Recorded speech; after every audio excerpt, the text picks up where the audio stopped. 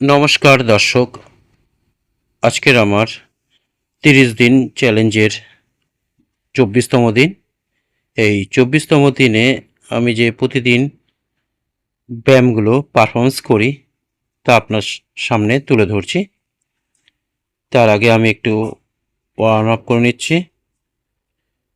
সাধারণত পেটের চর্বি কমাতে গেলে আপনার শরীরের সর্বাধিক চর্বি কমানোর প্রয়োজন। শরীরের সব জায়গায় চর্বি কমলেই তবেই আপনার পেটের চর্বি কমবে। তাই শুধু পেটের উপর নজর না দিয়ে শরীরের সব দিকেই নজর দিতে হয়, এবং একটি সুন্দর শরীর পেতে গেলে বা সুন্দর শরীরের অধিকারী হতে গেলে আপনার সব দিকে নজর দিতে হবে এবং সব রকমভাবে ব্যায়াম করতে হবে। তো চলুন দেখে নেওয়া যাক আমি প্রতিদিন কী কী ব্যায়াম করে থাকি। 1 নম্বর ব্যায়ামটি হচ্ছে স্পট জাম্প। স্পট জাম্প করলে শরীরের সমস্ত জায়গা থেকে আপনার অতিরিক্ত মেদ ঝরাতে সাহায্য করে। তাই এই এক্সারসাইজটি আমার সর্বপ্রথম এবং 1 নম্বরেই ব্যায়াম। দর্শক, 2 নম্বর ব্যায়ামটি হচ্ছে জাম্পিং জ্যাক। এই জাম্পিং জ্যাক করলে আপনার শরীরের সমস্ত জায়গা থেকেই চর্বি ঝরতে সাহায্য করবে। আর এই ব্যায়ামটি অন্তত 1 মিনিট পারফরমেন্স করলে বিশেষ উপকারে আসবে, এবং দম বাড়াতে এই ব্যায়ামটি যথেষ্ট পরিমাণে ভূমিকা পালন করে থাকে।